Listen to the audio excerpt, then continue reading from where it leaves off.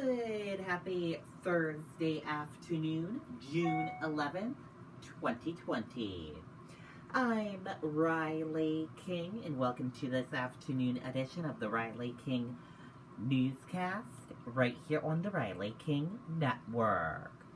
We have a lot of news to get to this afternoon, so let's begin. First up, happening right now, Governor Charlie Baker gives update on COVID-19 response. If you want to watch that, you can just go to WCVB Facebook page, or you can go to the Riley King Network Facebook page. We shared a link of that video on our Facebook page, so you can either go to those two Facebook pages to see that press conference happening right now. COVID-19 in New Hampshire, what you need to know information. Let's take a look at that right now.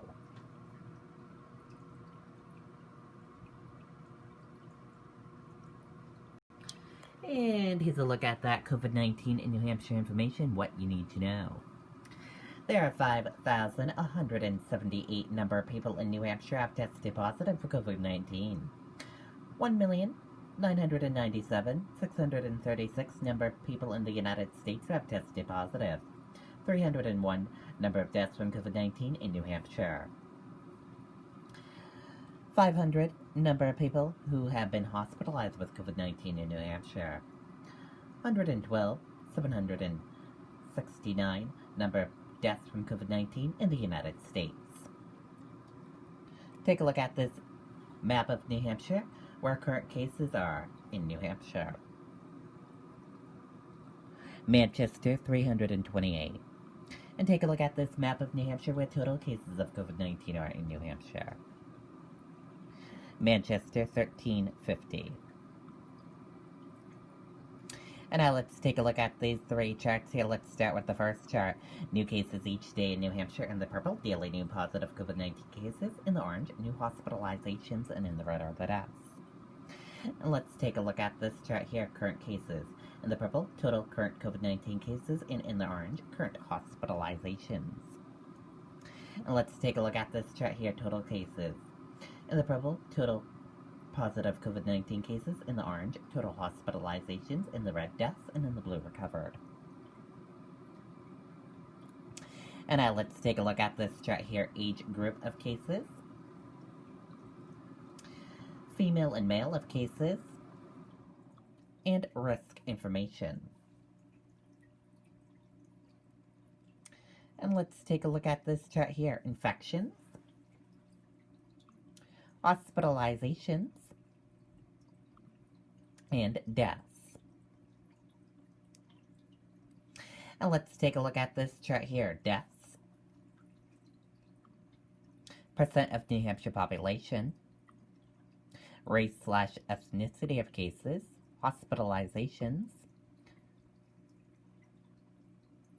And again, your common symptoms. Fever, lack of smell, cough, chills, and difficult breathing. How it spreads, and prevention tips. And be sure to stay with the Riley King Network for the latest of your COVID-19 information. Live at 3 o'clock p.m., Governor expected to make additional reopening announcements.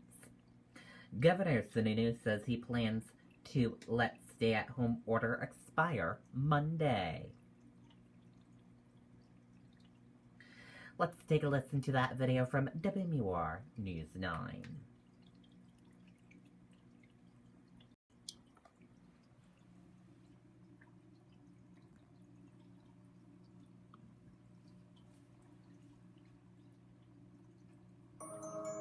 When you walk into an Amazon fulfillment center, it's like walking into the chocolate factory and you want a golden ticket.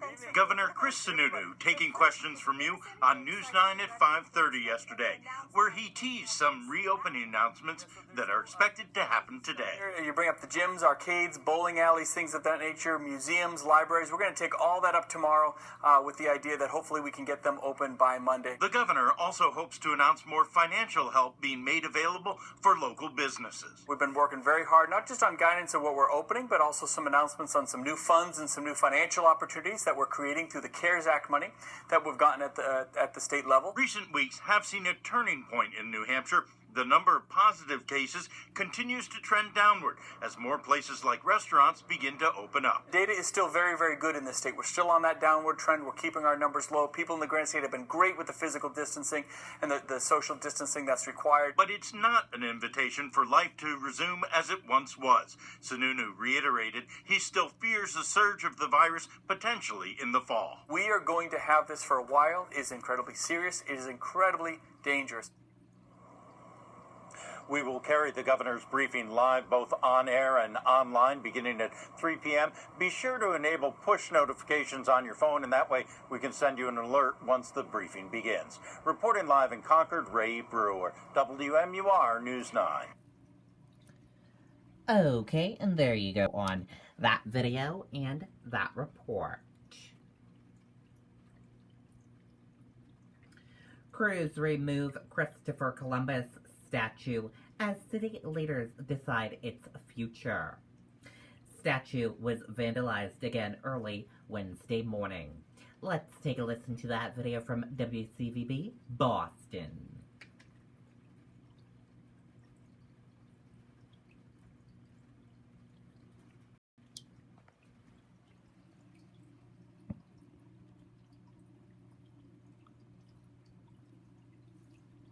Right now at National Floors Direct, we'll give you 3 full rooms of carpeting, next day installation, padding, everything. All. Antoinette, it was just 24 hours ago that Boston police detectives were here investigating after the head of the statue was removed. And now here this morning, take a look.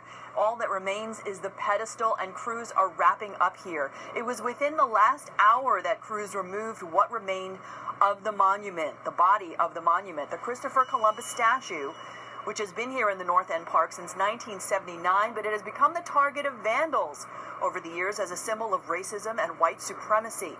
The beheading earlier this week was not the first incident. Yesterday, Mayor Walsh said that the statue would be removed entirely and put into storage to assess not only the damage, but also review the historical meaning of the statue and whether it should return to the pedestal here in the park. This historical figure, one of many in the country right now, facing demands for removal in light of calls for more racial justice. Again, within the last half hour, the Christopher Columbus statue removed here.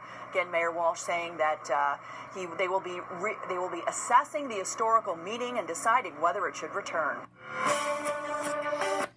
Okay, and there you go on that video and that report.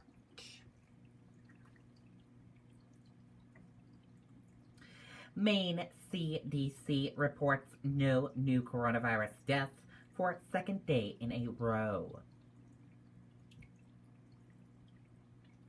The Maine CDC reported no new coronavirus-related deaths on Thursday as new recoveries outnumbered new cases. The number of Mainers with COVID-19 who have died remains at 100. The Maine CDC announced 30 more cases, bringing the total to 2,667, while 39 Mainers have recovered over the last 24 hours.